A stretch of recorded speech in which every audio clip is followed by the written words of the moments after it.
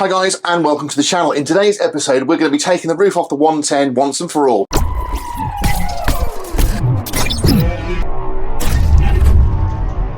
Now, removing a roof off one of these vehicles is quite easy. There's just a few different ways of doing it. Depends where you want to take the roof off from. So it is easy enough just to remove all these 10mm bolts all around, and the top, the lid itself, would actually come off. And I think that's what we're going to do, because we need a bit of storage space to keep this for when we sell it, and the door sides are going to have to go somewhere else. So for storage purposes, we're going to take it off in two parts. Hopefully the camera will just sort of make sure it's bright enough in here to see everything, but it's a bit of a contrast shot. There's my face. Right, what we're going to do is, as I said before, we're going to start with the windscreen. Now, it's already been, looks like it's been off before. These are sometimes a crosshead screw, a big fat screw, but in this case they're a bolt, 10mm again. So we're going to retain these bolts because we might need those when we fit our soft top. Now, the 6 bolts are actually hidden just under here, and they've got little plates.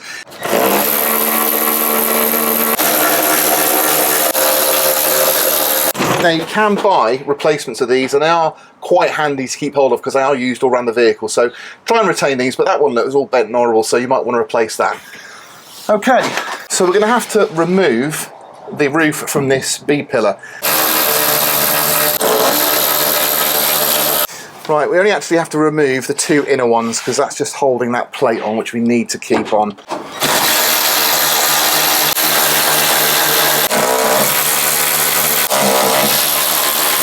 So I guess we're just going to have to work our way around.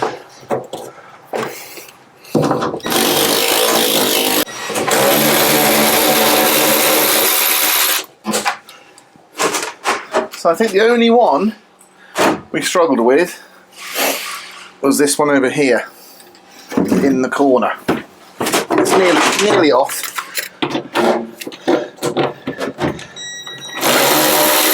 There we go. Right, these shouldn't be too tricky. And because everything's so corroded from underneath there downwards, this should just pop off. So that's nice and loose. There we go. Okay.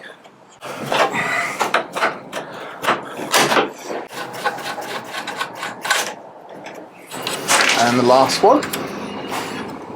So for this next bit, I'm not as strong as I used to be, but we're going to try and lift this off here. Oh, there we go. Strength. Oh, okay, so the top has actually come off after all that. Let's spin round.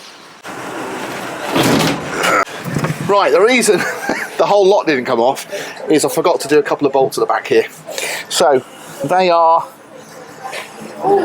very crusty, and you can't get to them from the top, only from the bottom.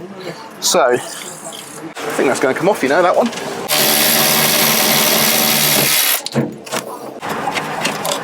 Right then, don't forget your middle one.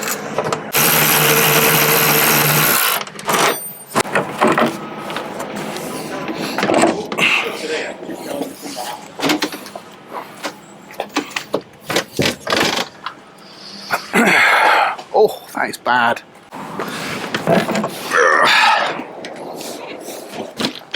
So you can really see here where all the corrosion's gone to. As I said, we're going to take these cappings off. We'll do that today. It's a pretty simple job. Right, we're going to start the long process of drilling out all the rivets all along here, and then we've also got them on this outer edge, and I'll show that to you in just a second. But let me just, we'll make a start. I'll speed it up and you can see what we're doing.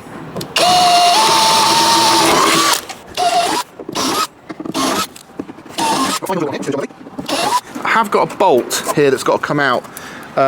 I'm going to probably grind that off because it looks shocking. You don't need these 2. They are not for the capping, so it's the 3rd one back is the first one. We've got a few more. Now we are taking these off as well, so I don't have to, I don't think, but I'm going to drill these 2 out as well, just for now.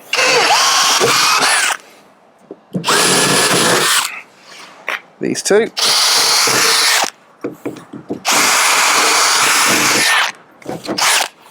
Right, that is now released from rivets. We've just got this little bolt to take off up here. When you're taking your rivets off, whatever you do, don't use your fingers. Just use a pair of pliers and just reverse. Okay. Right, we've got 10 top and bottom.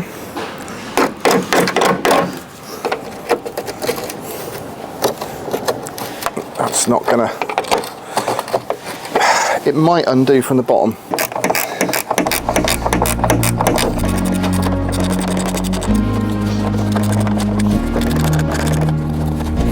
Right, that one's off. So what about the other one?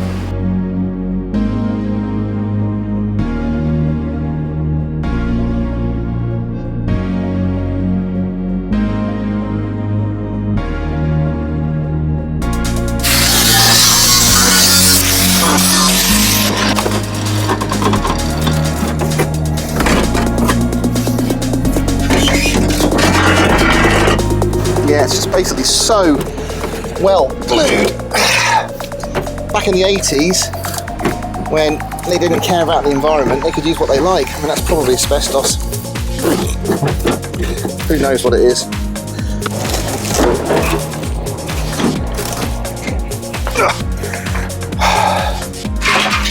Done. That was quite hard work, that.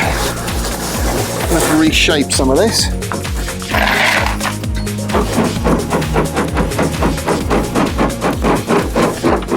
We are going to be replacing this panel here with galvanised.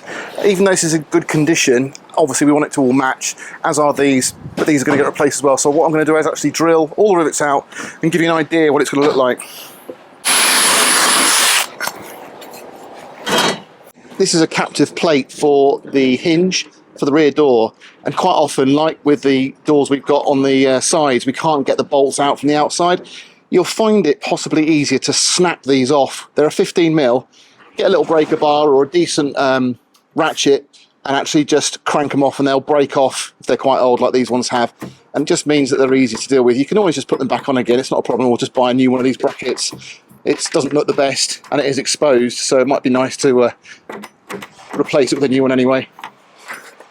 Now we are actually going to be fitting a swing away rear tailgate on here, and we're going to be using the original sort of hinge arrangement. So for now, because that bottom hinge is a pain in the ass to get off, I'm just going to leave it in place because I want to offer up the door and get it all sort of offered up before we sort of get it painted and get it finished. So I'm going to leave that on there. I'm just going to remove this plate so that I can get our galvanised one on here. And then the final job at the back here is we're just going to whiz these lights off, because we're going to get these cappings off. Now unfortunately, because the camera out of battery without me knowing, we missed taking these off, but it's quite simple. Obviously we drilled out all the rivets so we can see the holes are, and we didn't have to remove the lights at all because they're actually screwed into the cappings, and the holes in the back here are quite big, they're oversized, and that's going to mean we can actually put new galvanised cappings on there which have got the holes in the correct place to fit our LED lights. Well folks, you can see what we've got going on here. We've offered the YRM Galv top cappings on, which look lovely, and I'm just going to drill through here so we can get our hinge back on. So I'm going to drill these in place.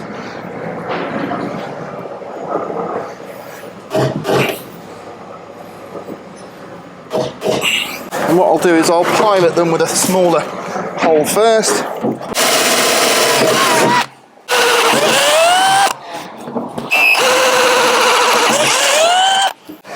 Right, we've got an 8, let's try that.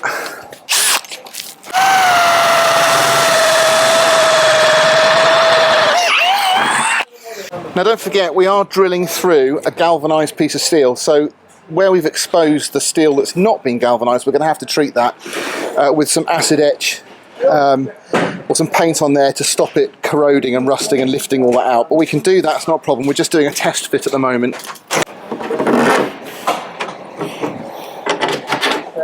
So with our hinge back on, all we should have to do now to mount our rear door is just to swap over the locking latch, and it should all just button up. It should all work. Here is our latch that we're going to use. So the reason I was going to use this one, reuse it, is because it's got the same key as, I think, the ignition.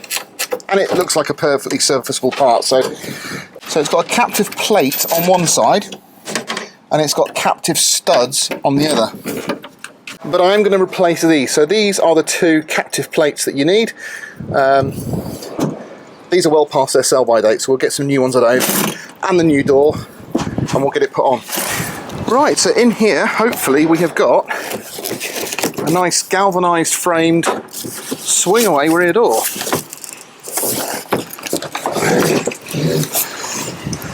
Oh, look at that. Okay, so it's not fully galvanised, but the top is galvanised, and that will match the rest of our capping, which is perfect. It's got the hole already drilled. Right, I'm really pleased how this is lined up. Obviously you don't have any adjustment, so you're kind of stuck with what you've got, to be honest. That's spot on. Hopefully this is in the right place.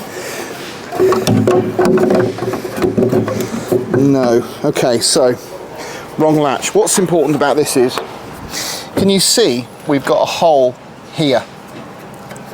And that is for a slightly different latch. So we've got two choices. We could drill a hole here, and to do that all we have to do is put some grease on here, offer it up into the right position like so, and then literally just drill a hole in there. But I'm now thinking we should go for a different latch, and we can change the barrel over. So we'll go for a latch that just sits in here. So this is an anti-burst lock, and as I said before, it's got two stage. This one is simply open and shut. You can lock it, it's just a cam lock, look, just to stop it moving. So it's pretty simple stuff, but it'll match all the other locks we've got on the vehicle. And as I said before, I have got a plan to make sure we've got better security. But it means I've got to take this off and get a standard one on. So again, we've captive at the back, so this should come off easy enough. If we're lucky, our catch plate will be mounted in the same position with the same holes. That would be nice, but we'll check. Okay, well somehow we're in luck. This is the right fitment. We'll get this on the door first, and then we'll see where it lands. So in order to get things to fit, I actually had to cut the lip off this latch that ran off. I mean, it's designed for a series tailgate. Now, I know they're roughly the same size, but obviously the construction's different, tolerances are different, so you know, you've got to allow for that if you're retrofitting classic parts onto a later 110 or Defender. So we just cut that off, and that meant that all the holes lined up perfectly. The only other issue we had is when we took the striker off the back for the anti-burst latch that was originally on the door, we actually had to space it out quite a lot. So can you see there where I've packed it out with washers? So that isn't how we're going to leave it ultimately. Obviously we said this is a test fit, so to test fit everything to make sure it worked properly, we've packed it out with washers. We moved it back as far as we had to, moved it down as much as we could. We've now got a good latch position. You can see there it's good and solid, and it doesn't rattle at all. We haven't got any rubbers on there yet either, and we are going to put some rubber bumpers on the back to make sure that everything's nicely buttoned up, but that will come at a later date. So we obviously, again, we fitted two new plates, those captive plates, the stud captive plates and the nut captive plates, top and bottom all lined up, went into the same holes. There's enough gap, it's a really nice clearance.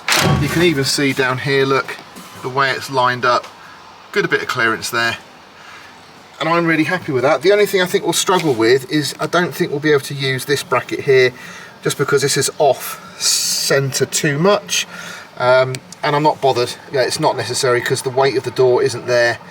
It might have been nice when we had our swing away wheel carrier, just to sort of locate it, but we'll have a go, we'll have a look and see if we can get that to work. But other than that, really pleased. Now we haven't set these cappings yet, they're not fixed finally, and that's why there's a difference in the height. That will come, but initially I'm really pleased with how everything has gone on. So guys, I probably did a little bit too much on this video, but I was just enjoying myself so much. It was really great to get the cappings sort of loosely fitted, just to get an idea of what they look like, and to get the door as a test fit. So we're now ready, I guess, moving forwards, to actually get our cappings on the back here, start to get all these fettled so that they actually sit at the right height and we can get all our rivets in. And then hopefully we're going to be doing the doors next. That would be my dream, if we can get the doors. We're waiting for them to arrive. We haven't got them yet. They're going to be about another week, unfortunately. But if we can get them in time, that's going to be the next job. So we'll see you on Thursday for the next instalment of what we're going to be doing on this. It's either going to be doors, hinges, it might be paint, who knows. But we've made a really good start and I'm looking forward to cracking on. So thanks ever so much for watching. Do make sure you subscribe. There's loads of you watching that haven't subscribed and loads of subscribers that aren't watching. So that's a bit of a disappointment. So please do check it out. I think you'll really enjoy it. Click the subscribe button so you don't miss anything. Give us a thumbs up and I'll catch you on the next one.